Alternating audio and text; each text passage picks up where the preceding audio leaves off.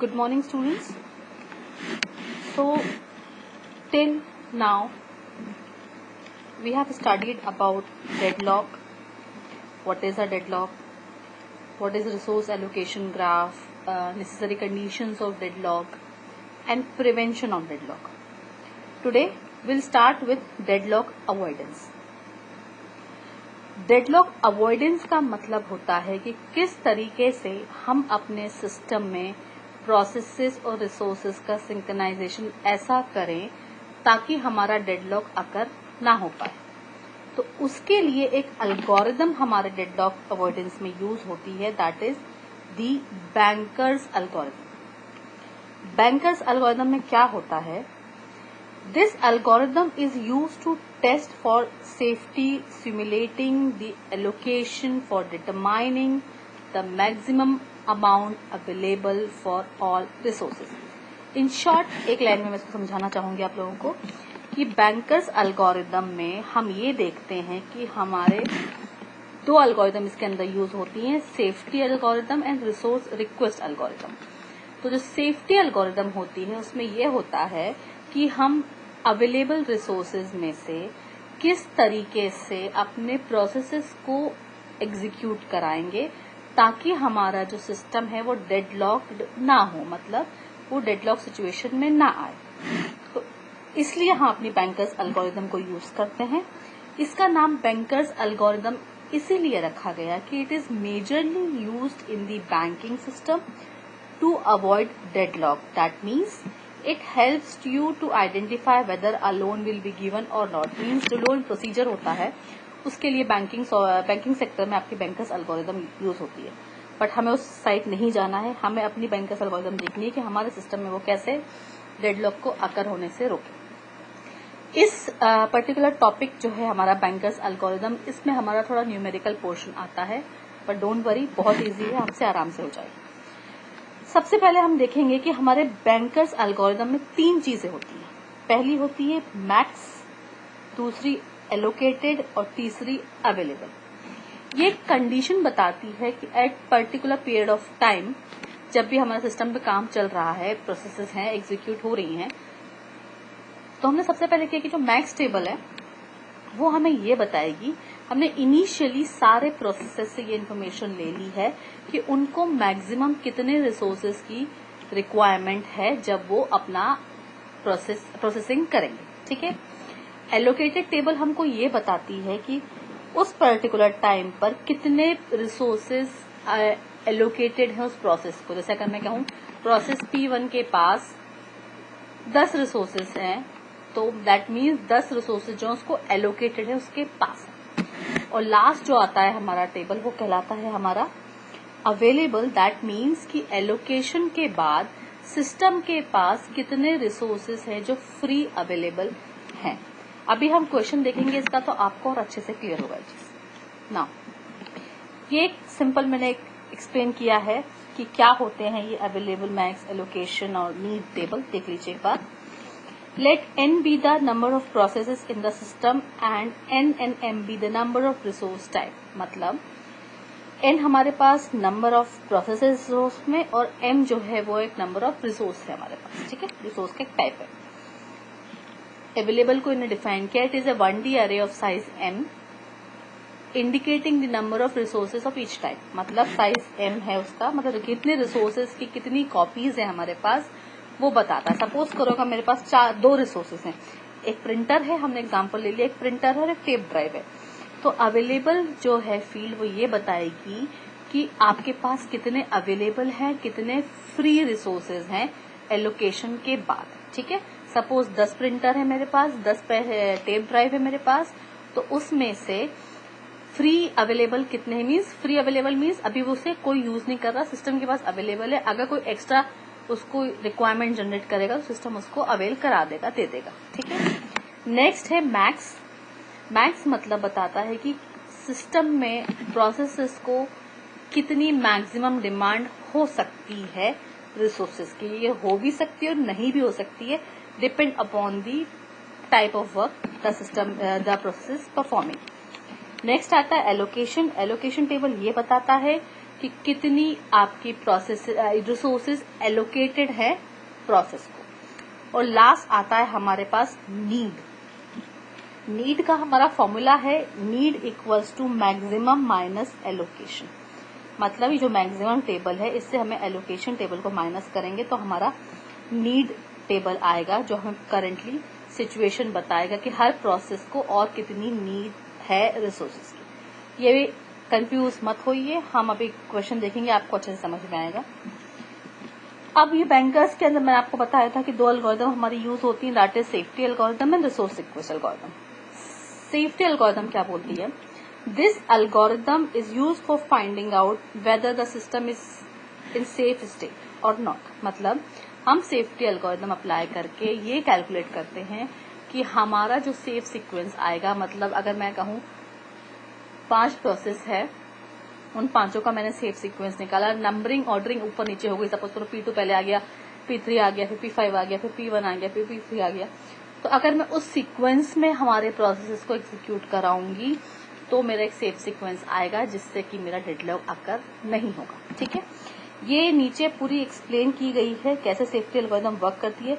ये मैं आपको न्यूमेरिकल के थ्रू बताऊंगी ताकि आपको अच्छे से समझ में आएगा। नेक्स्ट हम इसमें जो दूसरी एल्गोरिदम यूज होती है वो कहलाती है मेरे रिसोर्स रिक्वेस्ट एल्गोरिदम। मतलब कि अगर एडिशनल रिसोर्स की रिक्वेस्ट जनरेट कर दी है प्रोसेसेस ने तो फिर हम कैसे अपने सिस्टम में प्रोसेस को एग्जीक्यूट कराएंगे जिससे कि हमें जो है डेडलॉक अकर ना हो। ये कुछ इंपॉर्टेंट फॉर्मूलेज हैं, ये आप लोग याद रखिएगा। That is available equals to available minus request allocation I means new allocation, this is also new available, है ना। This is available new equals to available old minus request new request जो additional generate करता है वो। Allocation old new equals to allocation old plus request new and need equals to that is new need equals to old need minus request new. ये आप बस अभी के लिए ये फॉर्मूलेज याद कर लीजिए आप। अब मैं क्वेश्चन आपको बताने जा रही हूँ जिससे आपको अच्छे से समझ में आएगा। सबसे पहले हम क्वेश्चन समझेंगे, क्वेश्चन क्या कह रहा है देखिए ध्यान से सभी लोग। Consider a system with 5 process P0 through P5, that is हमारे पास अभी 5 प्रोसेस हैं P0 से लेके P4 तक एंड 3 टाइप के रिसोर्स है हमारे पास A, B, C। मतलब ये कोई भी टाइप के रिसोर्स होते हैं, जैसे एक प्रिंटर ले लो, एक टेप ड्राइव ले लो, एक डिस्क ड्राइव ले लो, ठीक है। बट मैंने इनको नाम दे दिया A, B, C, ठीक है। A टाइप के मेरे पास 10 रिसोर्सेज हैं, 10 इंस्टेंसेस, मतलब A टाइप के 10 रिसोर्स है। अगर A प्रिंटर है तो मेरे पास उस टाइम पे 10 प्रिंटर है। B5 दैट इज B का 5 टेप ड्राइव है और C अगर डिस्क ड्राइव है तो हमारे पास 7 C टाइप का रिसोर्स, ठीक है। तो ये क्वेश्चन है। Suppose at time T0 following snapshot of the has been taken. अब सपोज एक टाइम T0 पे ये स्नैपशॉट है, मतलब ये करंट सिचुएशन है। अब मुझे इसमें कैलकुलेट करना है सबसे पहले नीड। देखो पहले इसको समझो आप क्वेश्चन को। एलोकेशन टेबल बता रहा है कि P0 के पास A टाइप का एक भी अवेलेबल नहीं है, B टाइप का एक अवेलेबल है, C टाइप का एक भी अवेलेबल नहीं है रिसोर्स। सिमिलरली P1 में बता रहा है कि A टाइप के इसके पास 2 रिसोर्सेज हैं, B टाइप के 0, C टाइप के 0। ऐसे ये पूरे बता रहा है अप टू P4। एलोकेशन मतलब उस टाइम 0 पे इतने प्रोसेसेस एलोकेटेड है इन प्रोसेस को। मैक्सिमम टेबल ये बताता है कि इतनी मैक्सिमम रिक्वायरमेंट हो सकती है। यहाँ पे पहले ही एक मैक्स अपन कैलकुलेट कर लेते हैं, इनिशियली हर प्रोसेस से ले लेते हैं कि उनको मैक्सिमम कितनी रिक्वायरमेंट पड़ सकती है हर रिसोर्स की। अगर मैं P0 की बात करूं तो P0 को मैक्सिमम A टाइप का 7 रिसोर्स जरूरत पड़ सकती है, B को 5, C को 3 पड़ सकती है, डिपेंड अपॉन द कंडीशन। तो हमने मैक्सिमम लिमिट लेकर चली है यहाँ पे, ठीक है। सिमिलरली अगर मैं P1 की बात करूं तो P1 को A टाइप के 3 की रिक्वायरमेंट पड़ सकती है, B टाइप के 2 की और C टाइप के भी 2 की। तो ये होता है मेरा एलोकेशन और मैक्सिमम टेबल। थर्ड टेबल आता है मेरा अवेलेबल टेबल। अवेलेबल टेबल का मतलब होता है इस टाइम पे टाइम T0 पे अभी इस सिस्टम के पास ए टाइप के 3 रिसोर्सेज हैं जो फ्री हैं, खाली हैं, बी टाइप के भी 3 रिसोर्सेज हैं, फ्री हैं, और सी टाइप के 2 रिसोर्स। ठीक है, दैट मीन्स अगर अभी किसी इन पर्टिकुलर प्रोसेस में से किसी को एडिशनल रिक्वायरमेंट हो तो अपने पास ये अवेलेबल फील्ड है, दैट इज इतने अवेलेबल है, रिसोर्सेज फ्री है। ठीक है, अब हम इस टाइप के क्वेश्चन में सबसे पहले कैलकुलेट करते हैं नीड। तो नीड का मैंने फॉर्मूला लिखवाया था आपको पहले, आप एल्गोरिथम में देखेंगे, मैक्सिमम माइनस एलोकेशन, मतलब इस टेबल से मैंने इस टेबल को माइनस कर दिया। जैसे 753 माइनस 010, तो 7 को ए टाइप के ए टाइप से करो, बी टाइप के बी टाइप से, और सी टाइप के सी टाइप से, that is 7 minus 0 is 7, 5 minus 1 is 4, 3 minus 0 is 3. So this is the need of P0. Similarly ऐसे मैंने P1 का भी कैलकुलेट किया, 3 minus 2 is 1, 2 minus 0 is 2, 2 minus 0 is again 2. ठीक है, P2 और देख लेते हैं एक बार हम, 9 minus 3 6, 0 minus 0 0, 2 minus 2 0, so on. मैंने ऐसे ही पूरा P4 तक के लिए मैट्रिक्स बना ली है, अपनी नीड मैट्रिक्स। ठीक है, ये अगर आप लोगों को क्लियर है तो आगे पढ़ते हैं। एक बार ध्यान से देखिएगा, आ जाएगा समझ में, ऐसा कोई डिफिकल्ट नहीं है। आपने सबसे पहले कैलकुलेट किया नीड, अब आप क्या कर रहे हैं, इधर आइए, देखिए, now we have to calculate the safe sequence. तो अब हमें जब सेफ सीक्वेंस कैलकुलेट करना है, नीड का मतलब है कि अभी करेंटली टाइम t0 पे हर प्रोसेस को इतनी इतनी रिसोर्सेज की रिक्वायरमेंट है। ठीक, अगर मैं सबसे पहले देखूं अवेलेबल कितना है मेरे पास, 332, सबसे पहले मैं निकालूंगी सेफ सीक्वेंस। तो we apply safety, safe sequence में सेफ्टी एल्गोरिथम अप्लाई कर रहे हैं। तो firstly we will check the need of each process and then available. कैसे, देखिए, P0 की नीड क्या है, 7 4 and 3, that means A type के 7, बी टाइप के 4, सी टाइप के 3 रिसोर्सेज को अभी चाहिए करंट सिचुएशन में। पर मेरे पास अवेलेबल कितना है, 332, मतलब ए टाइप के 3 अवेलेबल है, बी टाइप के 3 अवेलेबल है, सी टाइप के 2। तो मैं अगर P0 की रिक्वायरमेंट 743 है तो उसकी रिक्वायरमेंट अभी फुलफिल नहीं कर पाऊंगी क्योंकि मेरे पास रिसोर्सेज अवेलेबल नहीं है।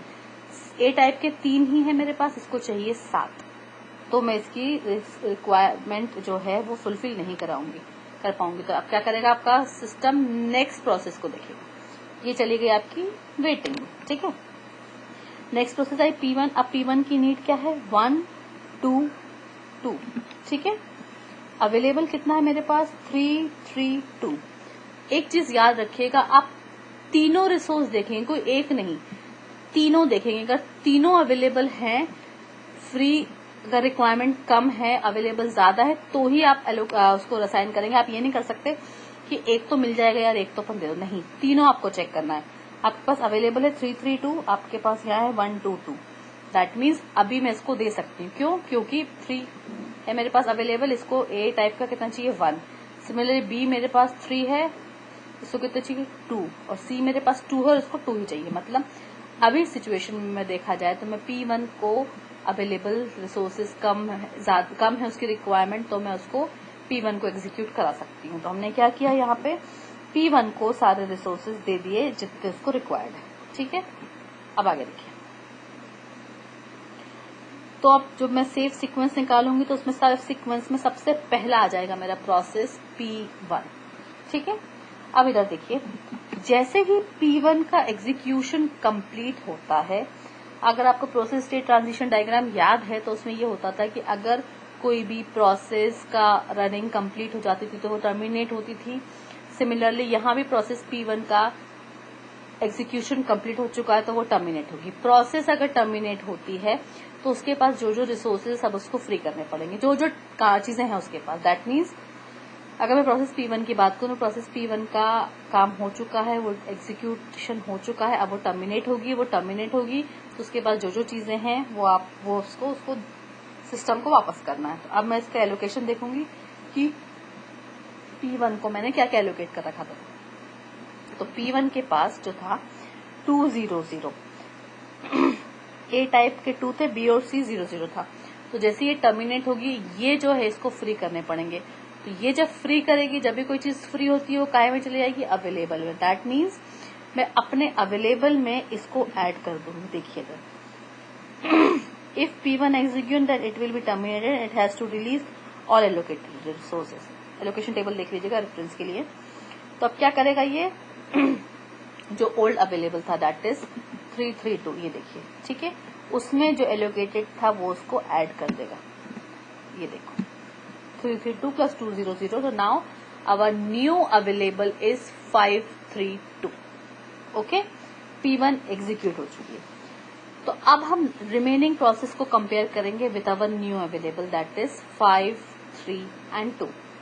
ठीक है, आगे देखिए, अब नया अवेलेबल आ गया मेरे पास 532।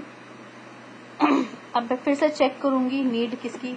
अब ये हो चुका है P1 एग्जीक्यूट हो, उसके बाद कौन सा हम FCFS फैशन में काम कर रहे हैं यहाँ पे। ठीक है, तो पहले नेक्स्ट आई P2 की नीड कितनी है 600, अवेलेबल मेरे पास कितना है 532। B और C तो है पर A नहीं है, तो मैं इसको नहीं अवेल करा पाऊंगी। मैं नेक्स्ट प्रोसेस देखूंगी। अब नेक्स्ट प्रोसेस आ गया मेरे पास P3 की नीड 011, अवेलेबल 532। दैट मीन्स अब मैं P3 को एग्जीक्यूट करा सकती हूँ। तो मैंने यहाँ P3 को एग्जीक्यूट करा दिया। मेरे सेव सीक्वेंस में P1 के बाद P3 आ गया। नाउ जैसे ही P3 एग्जीक्यूट होगा उसको अपने सारे एलोकेटेड रिसोर्सेज हैं वो फ्री करने पड़ेंगे। तो उसको 211 एलोकेटेड था, तो मैंने यहाँ पे अपने अवेलेबल में 211 को प्लस कर दिया। Now new available is 743। ठीक है, नाउ अगेन मैं चेक करूंगी जो प्रोसेस है मेरी P3 के बाद दैट इज P4 की नीड कितनी है 431, अवेलेबल मेरे पास कितना है 743। दैट मीन्स मैं P4 को अवेल करा सकती हूँ रिसोर्सेज।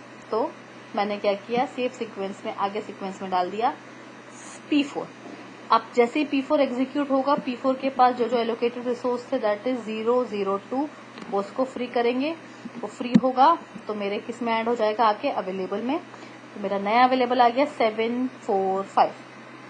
अब P4 के बाद कोई प्रोसेस नहीं है तो नेक्स्ट साइकिल रिपीट होगी हमारी। नेक्स्ट साइकिल रिपीट होती है तो जितने भी रिमेनिंग अपने प्रोसेसेस है उसको चेक करेंगे अपन। सबसे पहले आया P0। ठीक है, P0 की नीड क्या है 743, अवेलेबल मेरे पास कितना है 745। तो मैं P0 को एग्जीक्यूट करा दूंगी। सीक्वेंस में आ गया P0 आ गया। P0 एग्जीक्यूट हुआ तो उसके पास जो एलोकेटेड रिसोर्सेज थे दैट इज 010, उसने फ्री करे, अवेलेबल में वो ऐड हो गया। तो now my new available is 755। Okay, आगे आइए, कौन सा प्रोसेस बचा है P2 की नीड कितनी है 122, अवेलेबल मेरे पास कितना है 755। ओके, तो अब मैं P2 को एग्जीक्यूट करा देती हूँ। P2 मेरा जैसे ही एग्जीक्यूट होगा उसके पास जो रिसोर्सेज एलोकेटेड थे उसको दैट इज 302। ये देखिए 755 प्लस 302 मैंने फ्री करा दिया, तो मेरे पास 1057। इनिशियली आप क्वेश्चन में देखेंगे तो वहां लिखा हुआ था कि A टाइप के 10, B टाइप के 5 और C टाइप के 7 रिसोर्सेज हैं। जब सारी प्रोसेस आपकी एग्जीक्यूट हो जाएंगी तो आपके पास उतने ही रिसोर्सेज बचेंगे जितने आपके सिस्टम में गिवन रहेंगे। तो मेरे पास 1057 रिसोर्सेज बच गए हैं। सो अगर मैं इस ऑर्डर में दैट इज पहले P1, P3, फिर P4, फिर P0, फिर P2, इस ऑर्डर में अगर अपने प्रोसेसेस को एग्जीक्यूट कराती हूँ तो क्या है, मेरा डेडलॉक अकर नहीं होगा। If we will execute the process दिन sequence then deadlock will not occur. ये एक सिंपल क्वेश्चन था जो मैंने आपको बता दिया है। आप इसकी प्लीज एक बार प्रैक्टिस करिए। ये पीपीटी में शेयर कर रही हूँ क्योंकि गूगल क्लासरूम पे नोट्स जो है पूरे शेयर कर दूंगी। आप लोगों की टीजी ग्रुप पे भी डलवा दूंगी मैं नोट्स। तो आप लोग प्लीज इसको एक बार देखें। Bankers algorithm is very important topic, easy है, बस थोड़ा ध्यान लगा करिएगा। कल की क्लास में मैं इसका एक न्यूमेरिकल और कराऊंगी ताकि आप लोगों को अच्छे से प्रैक्टिस हो जाए। अगर किसी को कोई डाउट है then please contact to me personally और व्हाट्सएप में। ऑलराइट, चलिए प्रैक्टिस कीजिएगा। Thank you.